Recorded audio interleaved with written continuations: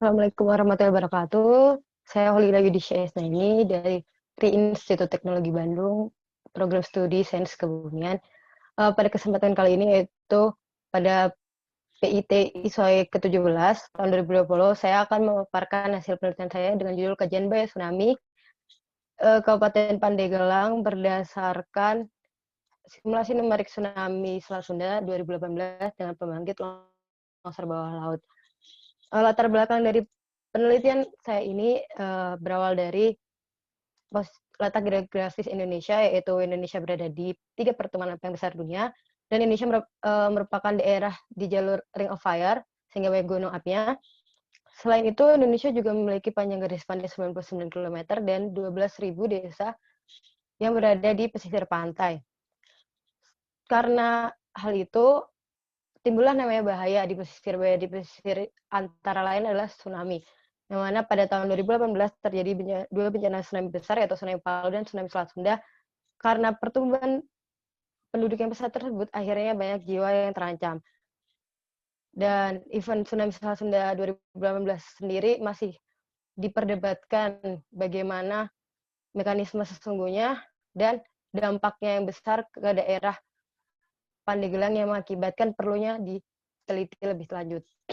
Pada penelitian kali ini, saya menggunakan data batimetri dari Batnas, data topografi dari peta RBI, dan 2 jenis data, yaitu survei lapangan dan time series tinggi muka air laut untuk data verifikasi.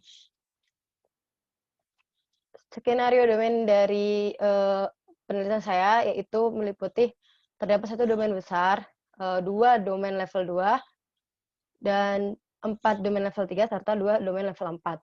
Untuk pembagian tsunami-nya berdasarkan dari gerakan balok di sepanjang bidang miring di bawah air dengan perumusan dari gaya-gayanya seperti pada persamaan 1, dan untuk penguraian gaya-gayanya seperti pada persamaan 2. Dan untuk penjelasan tsunami sendiri menggunakan persamaan momentum arah X dan Y serta persamaan kontinuitas. Untuk persebaran lokasi titik tinjaunya terdapat 40 titik tinjau yang berada di daratan, serta terdapat 4 titik stasiun pasang surut di Tanggamus, Bandar Lampung, Serang, serta di Ciwandan, dan 6 titik tinjau untuk meninjau osilasi di perairan. Ataupun skenario longsorannya berasal dari 4 paper yang dikembangkan menjadi 14 skenario, serta dipilih 1 skenario terbaik. Dan di sini terlihat kondisi sebelum terjadi tsunami, serta kondisi topografi dari Gunung Anak Krakatau setelah tsunami. Dan dari kondisi citra tersebut akhirnya dipilihlah 4 jalur longsoran. Selanjutnya adalah hasilnya. Terlihat di sepanjang garis pantai Pati hingga Carita, model cenderung overestimate, dan untuk di Panima terdapat 1 titik dengan nilai hingga 10 meter dari data lapangan, dan untuk beberapa titik di bawah dari model, sehingga model menjadi overestimate, serta untuk di sepanjang daerah sumur terlihat bahwa cukup fluktuatif nilainya, namun dapat merepresentasikan kejadian saat itu.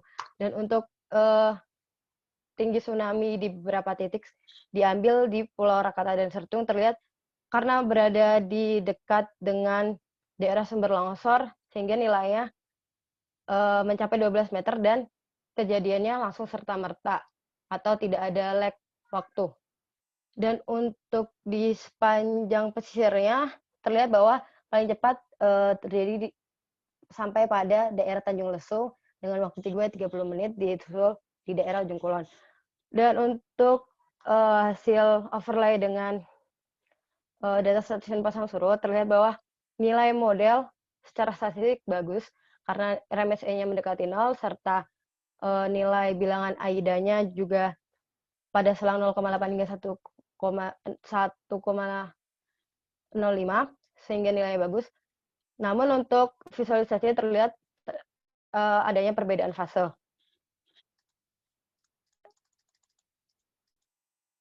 Dan untuk persebaran tinggi tsunami secara spasialnya sendiri terlihat bahwa energi terbesar tsunami mengarah ke arah barat daya, itu ke arah Pulau Panaitan dan Ujung Kulon, dan terjadi amplifikasi di daerah Tanjung Lesung yang mengakibatkan